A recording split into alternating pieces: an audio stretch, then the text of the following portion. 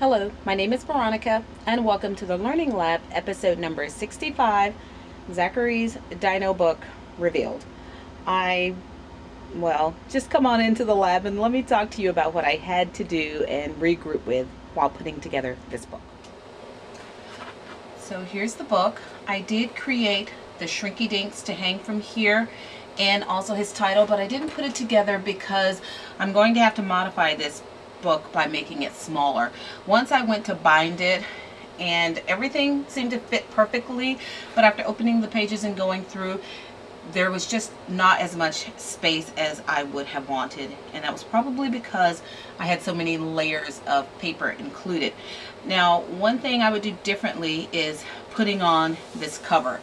As beautiful as it is, when I went to bind it, I not only had to go through the chipboard, the layer of paper, another layer of paper, and then another layer of paper, all very heavy and dense, and it was a tough time getting it in. I would probably come in a half an inch from all sides, just so I would only have to stamp through one layer of paper and chipboard. So let's go inside. And here I have a little tab I made and used one of the border strips from the set, and I made two little cards for him to journal on, doodle on, put stickers on, whatever he wants. And the little tab pulls are from the Cricut cartridge from my kitchen. I used those, and then I put them through my Cuttlebug just to give them texture so he would have something to grip onto when he's sliding them in and out. He could do stickers on the back of here and then a picture on the front. Over here is one of his peek through pages. And this one also has a tab inside, and it's just a white piece.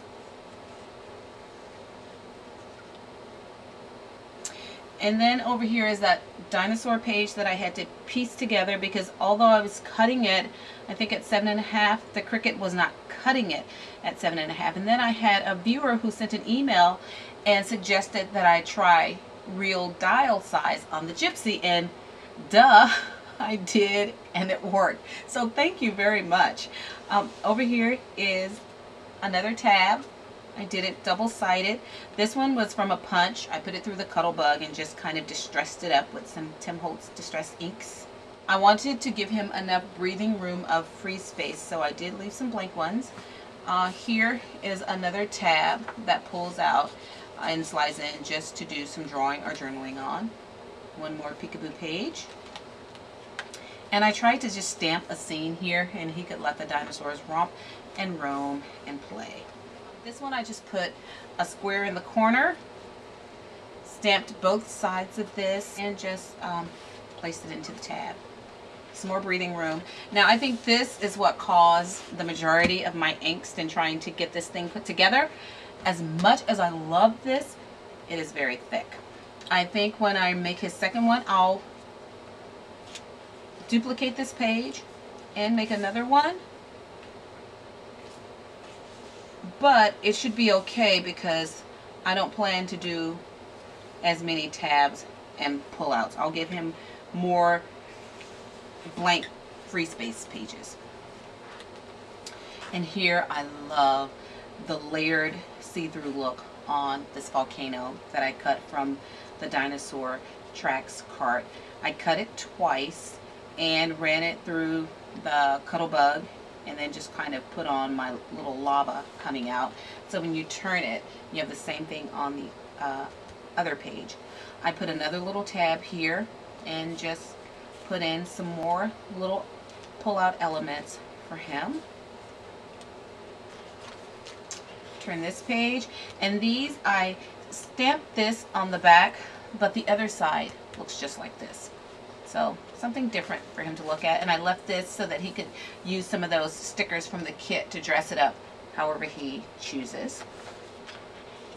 This one has another pull tab, double-sided, and I enjoyed putting these pockets in unexpected places. I think they're pretty cool. A see-through, and you can see the border behind this one. Over here, another pocket with a little tab. For the bordered piece on this side, I was going to leave this exposed a bit so that I could slide something in it, but then I changed my mind and went ahead and glued everything down. Here, stickers, whatever he likes. Also, another tab on the inside that I left blank.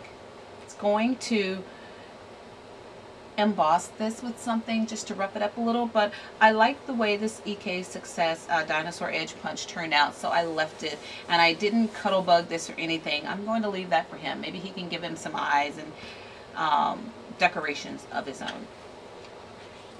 Some more breathing room. Then I turn this, and it's a pocket that has 3 cards in them, all double-sided,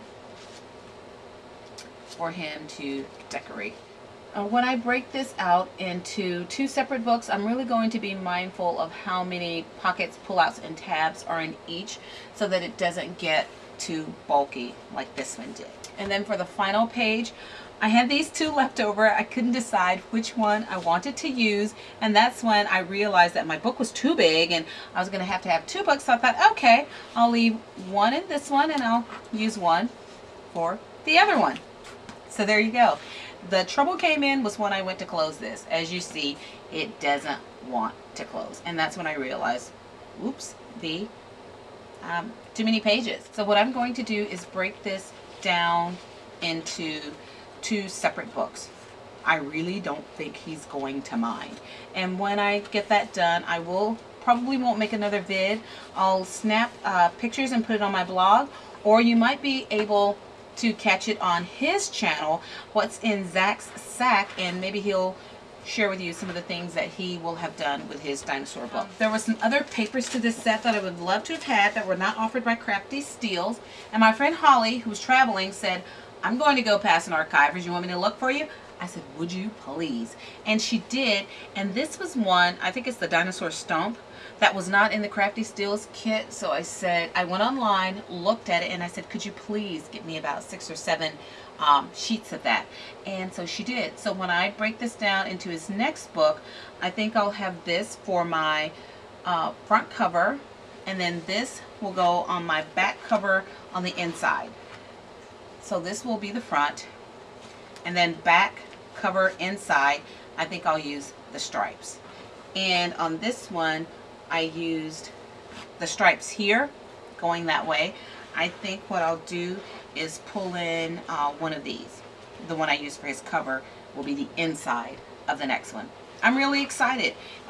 He has seen it and he said, is that for me? And I said, yeah, love, that is for you. But mommy made an error in her calculations and she's going to need to fix it. So as soon as I get it done, you can have your book. Now, in the meantime, if anybody comes across where I can get some larger binding rings, please let me know. I'd love to do that so I can make some really thick, juicy books for him. I know I'm going crazy, right? Thank you for joining me in the lab today. Please remember to check out my blog at inkollusions.blogspot.com. Until then.